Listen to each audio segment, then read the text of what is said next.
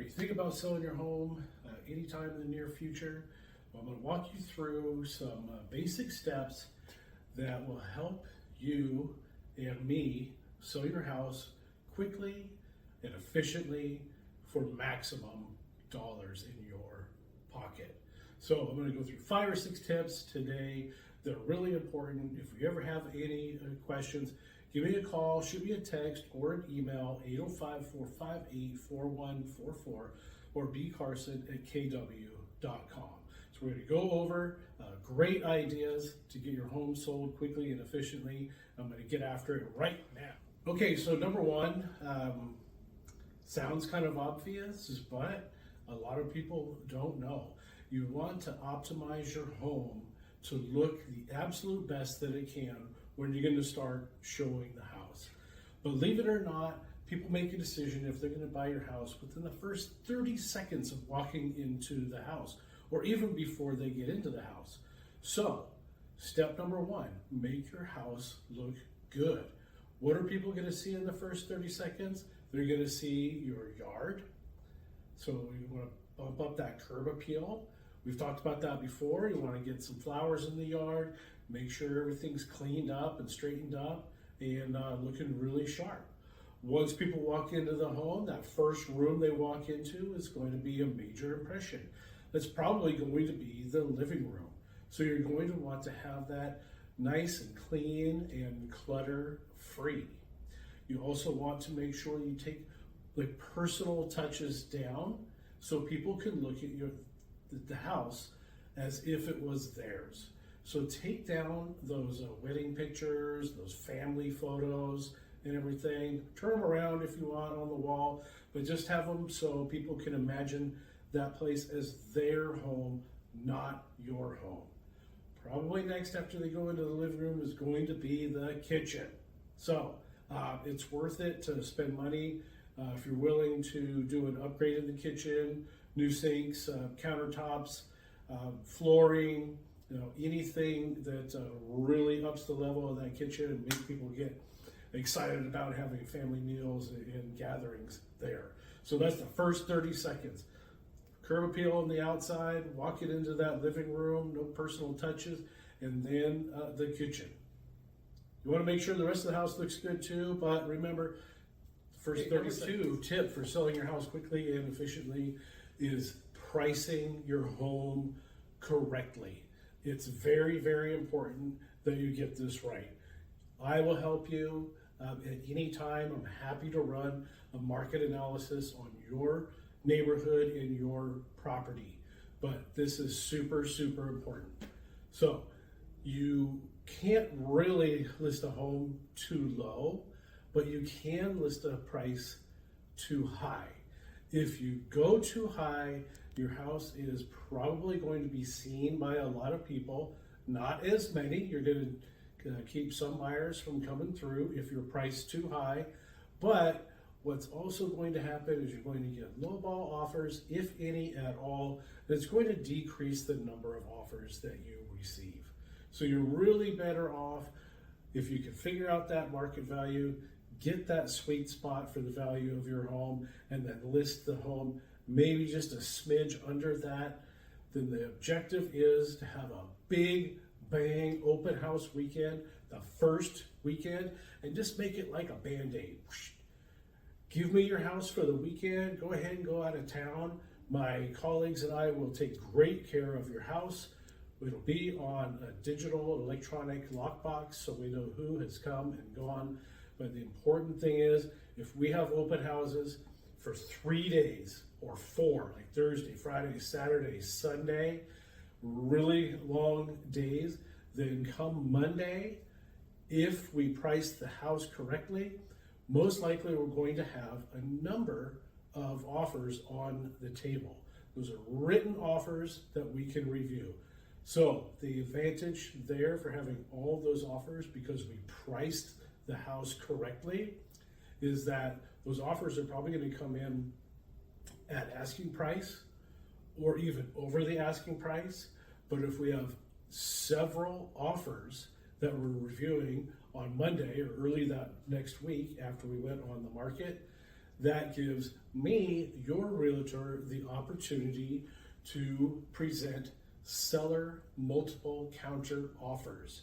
So let's say we got 10 offers on the house, and we can choose our first 3 or 4, and then we can negotiate with those people.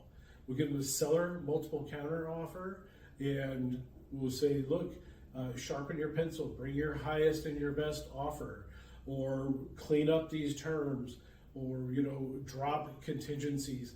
Really make the offer more favorable for us, the seller, and me, your realtor. Number 4, super important, is negotiating the deal. Just because we've listed your home and we start receiving offers on the home, it doesn't stop there. It's still my job, because I have a fiduciary duty to you, the seller. You've hired me to work for you, and you're paying me a fair commission. So I want to make sure I get you the most money possible. So the negotiations, they don't stop at the beginning for just the asking price. But it's certainly where we do want to start. I mentioned before the multiple counter offers. So we want to get several offers on the property, and that way, if we do a multiple counter offer situation, just the name multiple counter offer and the document multiple counter offer indicates to anyone that's receiving it is you're not the only person in the game. There's at least 2. So with that multiple counter offer. So at that point, we can ask for more money again. We can ask for people to accept the house as is. We can negotiate with each buyer and just do the very best that we can at that point. Now, that's not the only negotiations we're going to go through. I'm going to have some suggestions in a minute as we go through our escrow. Because again, just using round numbers, let's say we get an offer for $700,000 and we open escrow. Well, at the end of that escrow period, which is usually about 45 days or so, that doesn't necessarily mean that we're still going to be at $700,000. Now, we want to keep in mind that all California real estate actually is technically sold as is, but we go through negotiations, inspections, and more throughout the escrow process. And people and buyers, might ask for price reductions or fix this, fix that. That chips away at your net takeaway, and it's my job to protect that. The last section I'm going to cover, and how I'm going to sell your house quickly and efficiently, is overcoming some regular obstacles that we are used to. So a big one is going to be the financing of a buyer. Sometimes we see people fall out of escrow because something happened with their loan.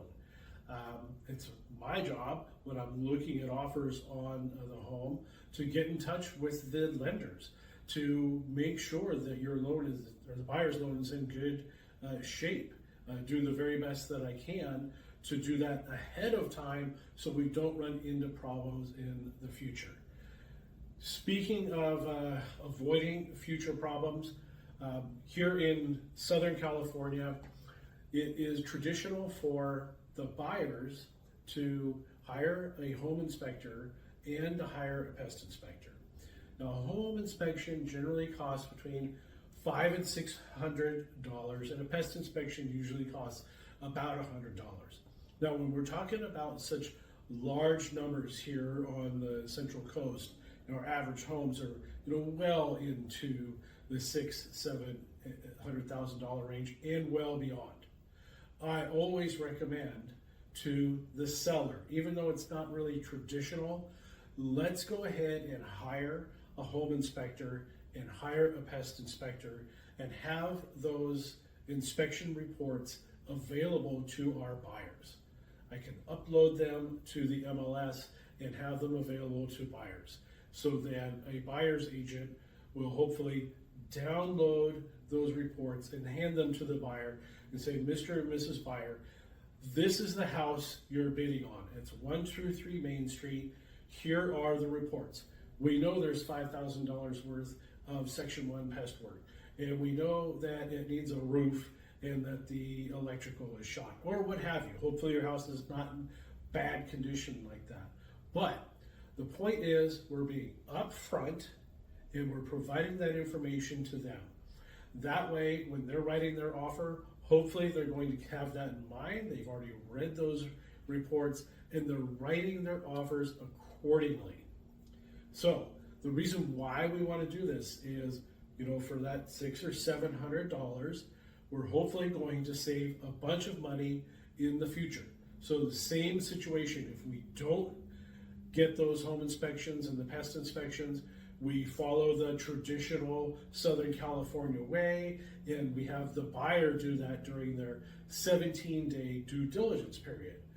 Well, they're going to come home, they're going to look at those home inspections and the pest inspection. Same situation, there's $4,000 of Section 1 pest work, and there's a bad roof, and there's a bad electrical. Well, if we were not upfront with that information when we listed the house, then the buyer is going to be more likely to come to us and say, okay, Mr. Seller, I offered you $700,000 on your home. We're in escrow, we're in bed together, so to speak, and now I want you to pay for the $4,000 of Section 1 pest work, and I want a credit for the roof and the electrical. Therefore, I want a price reduction of $50,000, or I want you to do this repair before we close, or what have you.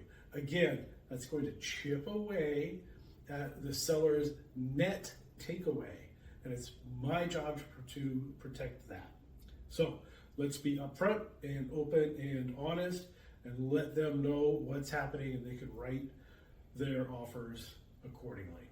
So as always, call, text, or email me. All of my contact information is listed below. I'm happy to help.